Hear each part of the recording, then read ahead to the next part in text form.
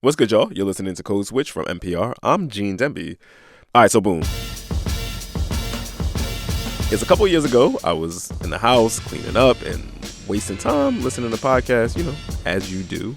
And I got sucked into this story on This American Life. This story was called The Miseducation of Castlemont High. And it was about a bunch of high school students in Oakland going on a school field trip in 1994, which, okay, what's the story there? But that field trip went sideways, like real sideways very quickly, like national scandal sideways. So in the story, you have about 70 or so students who all descend on the stately old movie theater. All these kids are Black and Latino, but the other theater patrons, they were white and they were old. And the students can see the other patrons looking at them. Some of the other patrons were asking why they were there, like, the why are you here question I'm talking about, right? But it was when they got into the theater that everything went off the rails. Because the movie that those kids were there to see was Schindler's List. It's Hebrew from the Talmud. It says, whoever saves one life saves the world entire.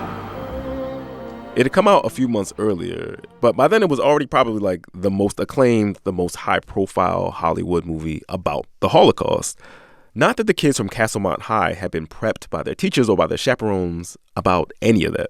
They walked into the theater. It was chaotic. The teacher had made arrangements ahead of time, but no one remembered him calling. So the 70 teenagers just sat where they could, a lot of them in the back. The 4 chaperones sat in the front. 4 of them. For 70 kids. That voice belongs to B.A. Parker. She was a film professor and then a producer of This American Life. But Parker tells this story of this train wreck, this mess of these kids who had not been appropriately briefed by their teachers about this heavy, artsy movie and what it was about. They didn't tell them that it was going to be 3 hours long, that it was going to be black and white, that it was going to have subtitles, it was going to be long stretches of nobody talking. It was also going to be full of like sex and nudity. It was a very weird film to take a bunch of teenagers to without, giving them the lay of the land first. And it's a film whose main plot, which is as heavy as plots can get, right, doesn't actually kick in for a ways into the movie. So it's a recipe for boredom and mischief. And so all these Castlemont High kids were acting like kids. They were restless. They talked and horsed around with each other. Some went out to get drinks and popcorn. Others even snuck into other movies. House Party 3 was also playing that day. Those who stayed in the theater were shushed several times by the other patrons and also an usher and chaperone. When one of the moviegoers told them to be quiet, they reportedly bombarded him with popcorn.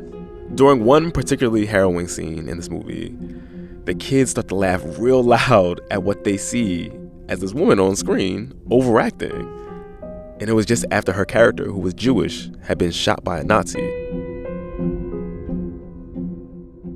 Like, are you cringing? Because I was cringing when I was listening to this story. And Parker was like ladling out the details. Like, okay, so you have these kids, but the thing that they didn't know was that a lot of the other people in this big theater watching that film with them were actual survivors of the Holocaust. And they were pissed. They went to the manager and the audience clapped as these young brown kids were being escorted out of the building. And one of those white people allegedly told a Castlemont student to go back to Africa. It was just a mess in every direction. And it became front page news. All these high school kids will become examples of like anti-Semitism. And Steven Spielberg, who directed this movie, would even like weigh in and get involved at some point. And Parker managed to track down a bunch of those kids who were all in their 40s at this point. And you know what? Look, I'm not trying to ruin the story for you. You should go listen to it. It's called The Miseducation of Castlemont High. We'll put the link on the Code Switch webpage. But I remember thinking when I was listening to this story, this is a wild-ass story about race and misunderstanding, and it has so many threads. It was just really, really chewy. And Parker, the person who was telling the story, was just like leaning into all the things that made the story really uncomfortable. And I was like, damn, I really wish this was a story on Code Switch. And I went on Twitter and I found B.A. Parker and I hit the follow button. So that was a lot of preamble, y'all, but I need to just set it all up. So you know that we've been looking for a long time for a new co-host. So today on the show, I want to introduce you to my new co-host. She's been a film professor and produced and reported for podcasts like Nancy and The Cut and NPR's Invisibilia, and as you just heard, This American Life. Her name is B.A. Parker. Can we get some walk-on music for B.A., y'all? Oh boy. Well, life on the farm is kind of laid back. Ain't much an old country boy like me can hack. It's early to rise, early in the Play me sun. like that. Thank God I'm a country boy. Hi, Parker. Hi, Gene. All right, you got to explain the song to me, because what? No, you don't play me like that, because you asked me to think of a walk-on song if I was like going up to a pitch. And the way my brain works, I immediately thought of Thank God I'm a Country Boy, because that's the seventh inning stretch music for Orioles games. And you're from Baltimore. And I'm from Baltimore. So that is just where my mind went when you said pick a song. And now this is where we are. And you're going to make me lose audience members before I even got them. No, they're not going to. No, this is a safe space. We are here to welcome you and affirm you. But I'm just, John Denver as your chosen bard of Baltimore. That's not, we can flip it because I am a Baltimore club kid, and so, Rod Lee's Dance My Pain Away would have been my second choice. Dance my pain away, I got a problem. Because that is more, that does sound like a country song if you take away, the booty bass.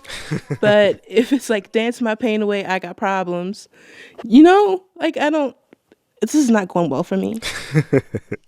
But you were born and raised, obviously, in Baltimore. You got the club music. You got the Orioles. You said B-More is the El Camino of cities.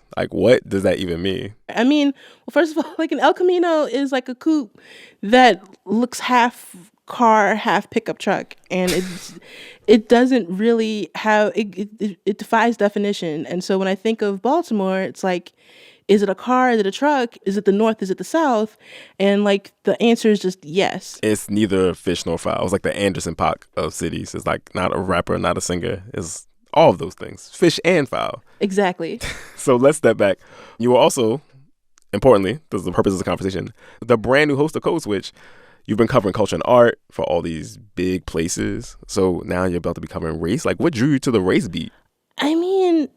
I don't know, the race beat always sounds weird because some people, their beat is education. Some people, their beat is politics. And I feel like mine is just about identity and survival. Mm-hmm. I think it always attracted me just because I am, a Black woman in the world, just trying to figure out why things are the way they are, especially for marginalized people. Mm-hmm. And so I guess that's what's always compelled me about it, and being a part of this team full of other like-minded, smart, talented, cool people, just feel like a perfect fit, Oh, you're just gassing us. I am, but it's true though. All right, so now that you're here and getting settled in, what are the stories you're most amped about telling on Code Switch? We've got a story coming up that I'm really excited about. It's about the way that comedians talk about race. Mm-hmm. I I feel like I've in this world know more racist jokes than thoughtful, nuanced jokes about race. Oh, for sure. For sure. For sure. And so we're talking to comedians of color who are talking about their racial experience with these really nuanced, thoughtful jokes about race. You can't get a cold during the coronavirus because everyone thinks you've got the coronavirus, right? Getting a cold during the coronavirus is what it felt like being Muslim after September 11th. It's what it felt like being white after January 6th. So I'm really excited about that.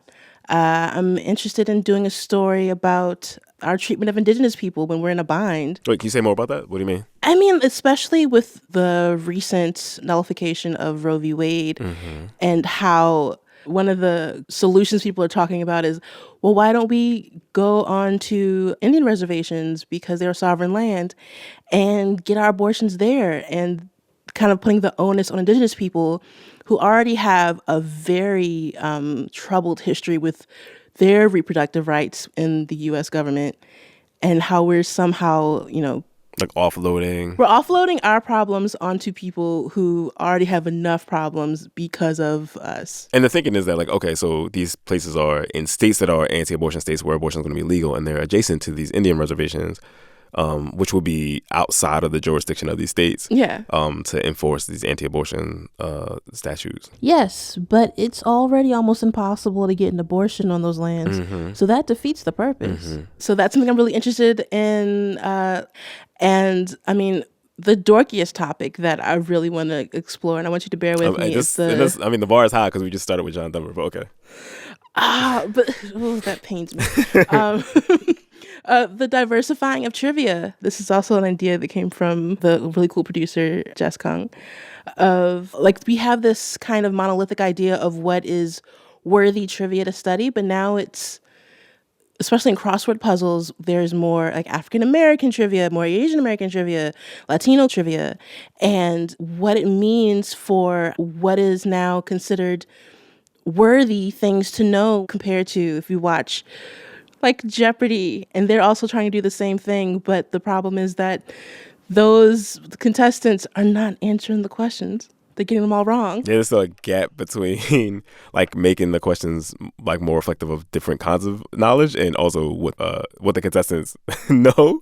And so those memes about like the questions that people don't go, like what's Too Short's favorite word, which is not a question they would ever ask. But those memes are real, like they're always hilarious and kind of sad. But like it tells you a lot about like which knowledge is important and which knowledge isn't. Yeah, which like we'll see like the whole board is empty except for one category, and it's like HBCUs. So that's what I would love to kind of navigate and ask why. Why can't, I mean, I know the Farmer's Almanac is not going to tell them about, you know, Clark Atlanta University, but you could try. So Parker, you were a professor of film before you were a journalist. And I mean, speaking of like the diversifying of trivia, like a big part of teaching film is now I have this abundance of useless knowledge. Such as? I've developed an encyclopedic knowledge of the Oscars, which I've had since I was like 11. And it's not, at no point has it ever done me any good except for bar trivia. Wait, so tell some random Oscar trivia. I mean, like, I think James Cromwell, who was nominated for Best Supporting Actor for the movie Babe. That'll do, pig. Is the tallest nominee for acting. But Tim Robbins, who won for Best Supporting Actor for Mystic River. Maybe one day you wake up and you forget what it's like to be human. Maybe then it's okay. Is the tallest winner.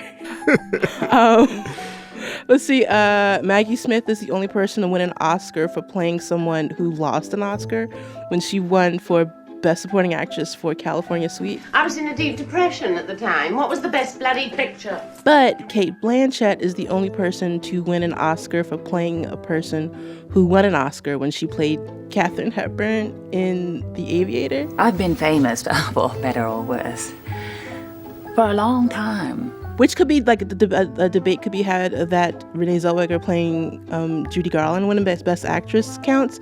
But Judy Garland never won a competitive Oscar. She only won like one of those cute tiny ones for Wizard of Oz. Quinta Wallace, who was nominated for Best Actress in... Definitely the shortest, right? Definitely the shortest. Oh, God. Who was nominated for Best Actress for Beasts of the Southern Wild. All the time, everywhere. Everything's hearts are beating and squirting. When she was like 8, 9 years old. She was 6. Oh my God. So not only is she the youngest person ever to be nominated for Best Actress, she is also the only person born after the year 2000 to be nominated for acting. Oh my God. As of right now. They coming though. They coming. I hope so. But yeah, so this is what I can contribute to the Code Switch team. All right, well, you're going to have to contribute to more after the break. Support for this NPR podcast and the following message come from Faherty. There is a universal urge to make the most out of summer. The Faherty family captures the feeling of summer and adventure in their collection of high-quality, incredibly soft and comfortable clothing. Their clothes are crafted with a classic style. Faherty offers a lifetime guarantee to repair, replace, or refund any Faherty purchase for life. Head to FahertyBrand.com/codeswitch for 20% off your order today. Gene. Parker. Code Switch.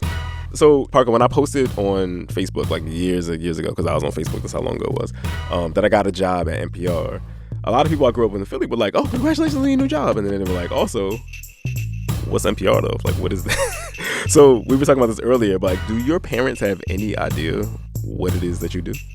I mean, yes and no. I think my grandma asked me, like, what's NPR? Is that a program? Mm-hmm. I think the closest thing my family will understand is maybe like Ricky Smiley or Tom Joyner.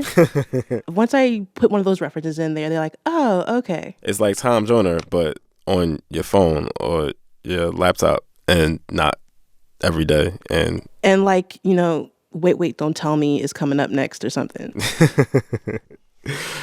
Relevant to this point, though, we've talked a lot about audiences on Code Switch in the past, like how tricky it is for us to thread this needle between people who have very different backgrounds, and so they have very different, you know, sets of knowledge and very different experiences. Mm-hmm. And I know you used to teach at an HBCU, you used to teach at Morgan State. Go Bears. And you were talking to a lot of like very young Black folks, probably not also very young because, you know, non-traditional students or whatever too. Yeah. And you're also teaching at Stevenson University, which is a PWI. So you were teaching to mostly white kids. Yeah. So you were like code switching between your seminars. I was, yeah. On the same day. But it was the same subject matter.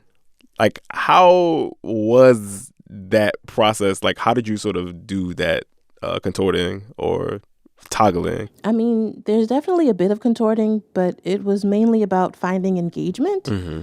At Morgan, I do a survey at the beginning of every semester to find out like what everyone's favorite films were.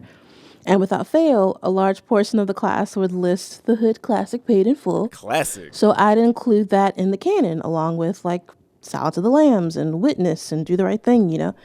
Mm-hmm. And at Stevenson, it was also about the canon and trying to get students to engage.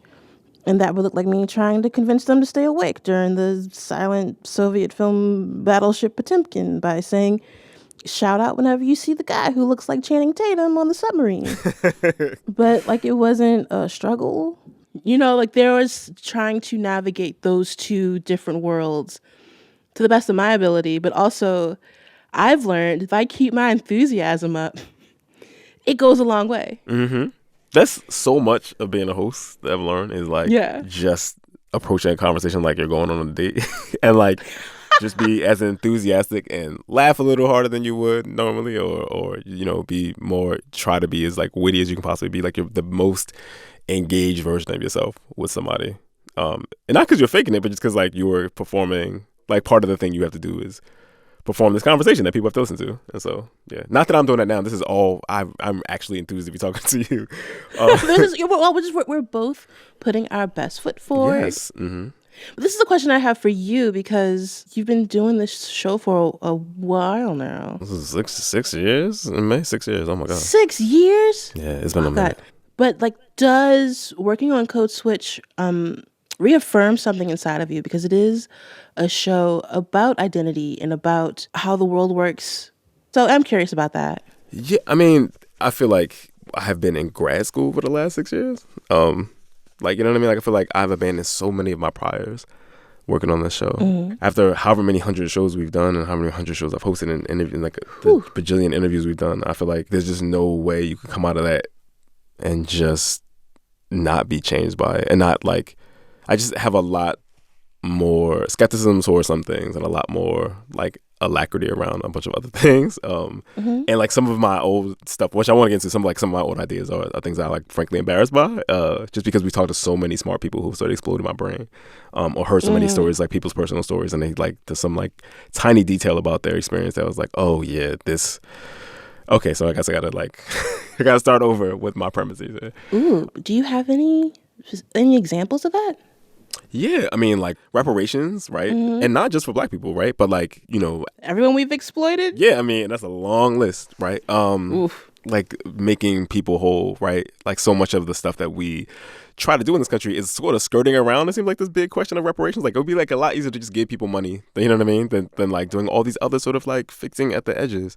But also, I think this is like a weird one, but like I've become much more like skeptical about like diversity capital, like the diversity and like I'm doing air quotes, which y'all can't see me, and like the value of it, right? Not the value of diversity, because diversity is important, yada, yada, yada, but also like we talk about the power of diversity in these big institutions that we've been talking about for 6 years now. And it's just like, does it matter if you diversify the White House or a police force or, you know, there are probably institutions that it matters a lot more, and then probably institutions that can't be fixed by, like, you put in a bunch of brown people in them, you know? I mean, as we talk about police over the last 6 years, right? Like, all these police forces that we talk about a lot, like, a lot of them are very black and brown police forces, right? Yeah. Like, and policing is still janky. So, like, what are we talking about? It's still a right? white supremacist institution. Exactly. Like, it doesn't, and so, like, a lot of the discourse is still, it feels, especially I think during the Obama era, which is like we came on like towards the very tail end of that. Like,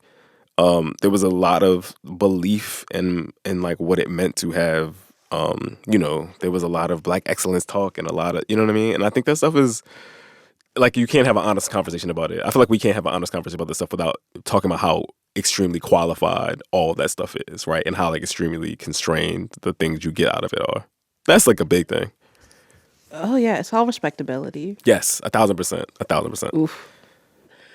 What's something that people still might not know or would be surprised to know about you after having heard your voice and your perspective for so long?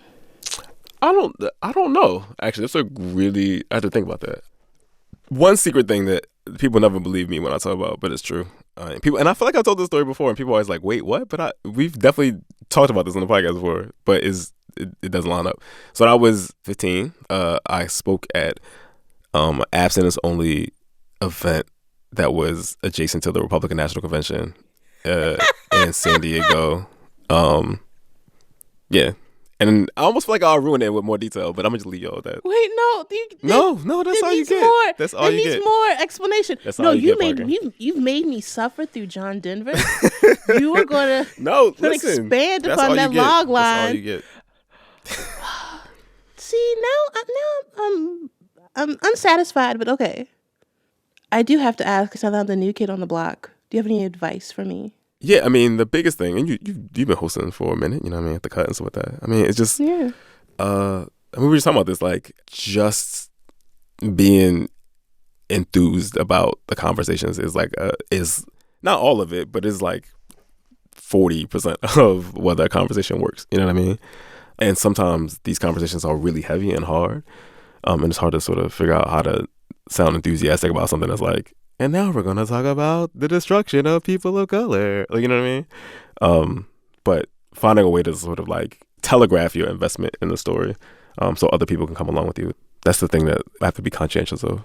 You know what I mean? We just got to giggle through discussions of gentrification. Yes. I mean, one of the reasons I'm glad you're here, because you're so weird. But one of the things could stand to be so much weirder than we are. You know what I mean? And like some of these conversations are heavy and they just don't need to be like punishing. You know what I'm saying? Like all the time. Oh, for sure. Oh my gosh, I can't wait to get weird with you, Gene. Oh, I want to reciprocate, but I'm actually still reticent about weirdness. But all right, we're going to do it. I'm going to give myself over to you. Oh my gosh. Do it.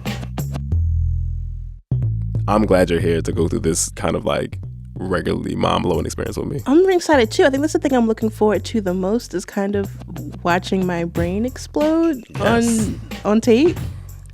I don't know if we can do that on audio. You gotta do it on Instagram reel. Oh God.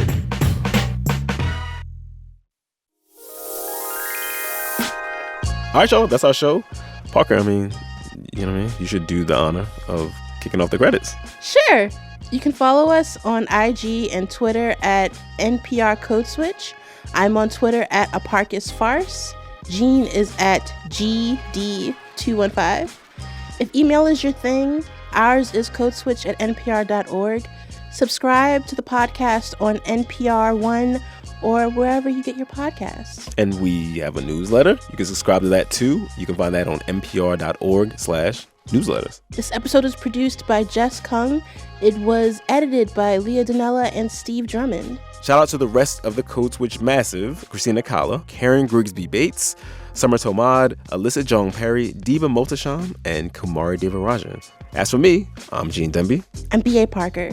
Be easy, y'all. Hydrate.